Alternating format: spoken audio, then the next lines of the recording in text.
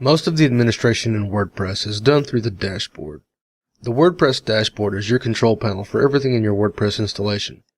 You can manage posts, pages, media, internal settings, plugin settings, theme settings, widgets, and a plethora of other aspects of WordPress as well.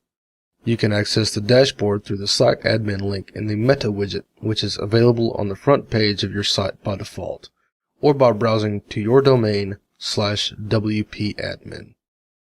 I suggest bookmarking wp-admin as we will be removing the meta widget in later sessions. Once you've logged into the dashboard, you'll see a Welcome to WordPress box above what would normally be located in the dashboard home. This box can guide you on the first steps of creating a WordPress site. It prompts you to customize your site with a large blue button. Clicking that button will take you to the theme's customization screen. Theme customization will be covered in detail in later lessons, so we'll move on to the next steps. The items listed in next steps are the foundation of your site's content. You can create your first post, add an about page, and view what changes and additions you've made to the site until this point.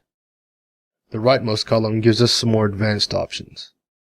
Managing widgets and menus will allow you to personalize the navigation of your site and add features to the sidebar, such as a calendar or RSS feed. You can also turn comments on and off from this group. This option is useful for those sites that aren't trying to form a community. Not all WordPress sites are actually blogs, and comments aren't always welcome, especially given the time that may be required to moderate the comments that do come in. If you're not trying to build a social site and have interaction with your readers, you may consider this option. Once you've completed the Getting Started box, you should get rid of it by clicking Dismiss in the upper right corner of the box. Now we've got the standard dashboard homepage. You can see statistics regarding the amount of content you have and what types of content you have, the number of contents, and their statuses. You can view recent comments and moderate them without leaving the home screen. The incoming links box will let you know when someone else has linked to your site. Link backs are very important in search engine optimization, and this provides valuable information as to what demographics are actually taking an interest in your content. Below incoming links, we see plugins. This lists the most popular and newest plugins.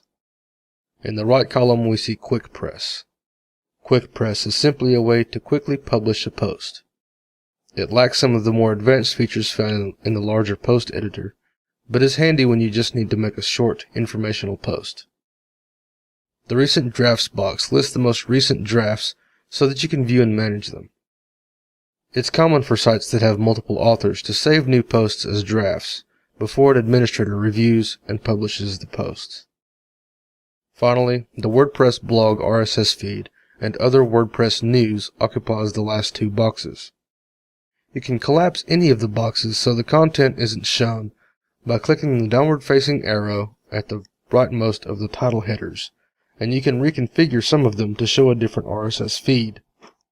For instance, let's look at the WordPress blog box configuration. We can change the title, RSS feed URL, how many items to display, and set display settings, such as defining whether or not we want to display the content, author, or date. The buttons in the left sidebar are your navigational buttons for the WordPress dashboard.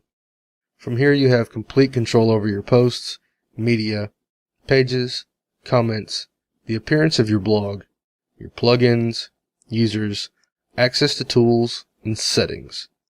Each of these functions will be explored in depth throughout this course.